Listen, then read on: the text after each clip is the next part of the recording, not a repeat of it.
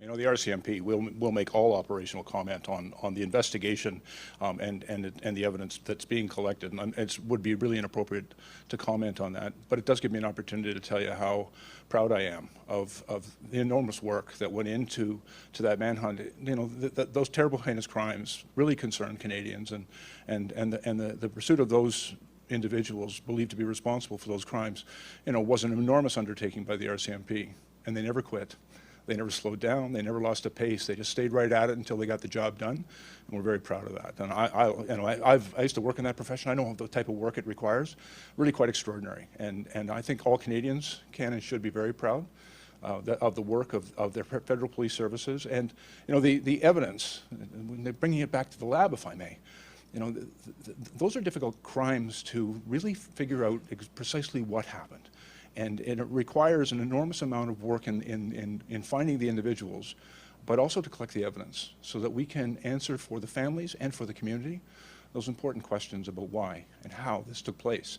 And much of those answers will come from this facility. It will come from the extraordinary work of the scientists who work here, who will get that physical evidence and then apply their incredible expertise and knowledge using the extraordinary tools available in this facility to get those answers. And you know, even though there is no likely trial now in this proceedings, those answers are all still important, and I have every confidence in the RCMP to get us those answers.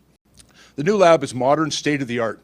It's equipped with some of the most extraordinary technology available to forensic scientists anywhere in the world. It's also designed, and of course we're proud of that, because this work needs to be done in a way which is environmentally responsible. And this building meets a LEED Gold standard, the highest standard of environmental sustainability for a building.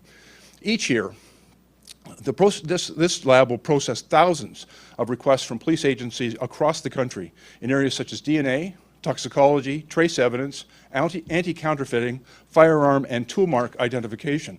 And I can tell you as a police officer that and from experience in these services, criminal investigations cannot proceed without the important work that will be done in this facility. They are vital in court proceedings. As you can imagine, they identify, convict, and they can also eliminate and exonerate suspects in certain crimes. They can link crimes where no suspect has been identified, and ultimately, the work that goes on in this lab enhances public safety significantly. It ensures criminals will be brought to justice, and it makes for a safer community. The investment in this facility is coming at a time of heightened concern about crime in the area and across the country. As we have heard, unfortunately, gang activity and violent gun crime in particular are on people's minds and in communities right across Canada, and certainly here in Lower Mainland BC and in the Surrey area. I know that this is a very serious concern for the residents. I've come here many times with my colleagues, who I wanted to acknowledge, who have brought the concerns of the constituents that they represent to Ottawa and demanded that we respond in an appropriate way. We know that in large urban centres across the country, certainly in my town in Toronto, that the availability of handguns in the hands of people that would commit violent crimes in them, because of their concealability, because of the larger capacities of their magazines, you know, they are deadly in an urban environment where people use them to commit violent crime and to advance criminal purpose through violence. And so doing everything possible to restrict the access that individuals have to those guns. You know, if you want to prevent those crimes, you have to do a number of things. And I think interdicting the supply, keeping guns out of the hands of people that would commit crimes with them, and also people who are suffering perhaps from mental illness or psychosis who might represent a danger to themselves and to others. 75% of the people who die from firearms in this country die as a result of suicide. And so interdicting the supply of guns that go into the hands of people that would commit violent crimes with them is an important part of the work, but it's not the whole job. And so we have to look at a number of other measures, the demand for those guns in our communities. There are significant things we must do in order to reduce the demand for those guns and to change the social circumstances under which that violence takes place.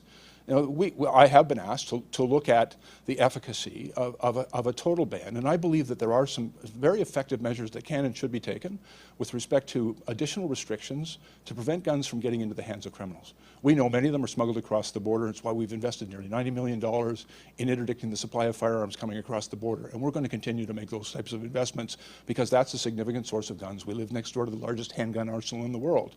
But we also know many guns end up in the hands of criminals as a result of being stolen, either from retailers or legal gun owners. And so ensuring that people undertake secure storage of those weapons so that they're harder to steal, harder to obtain, is an important part of the work that we're undertaking. And finally, we also know that the likelihood of getting caught is a significant deterrent as well.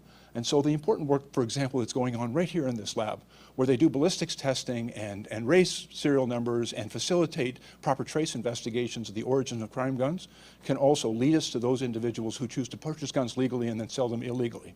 Another important and illegal source of guns going into the criminal community. There's no one simple solution. There's 1,000 things we must do, and we must do them all well, and that's our commitment.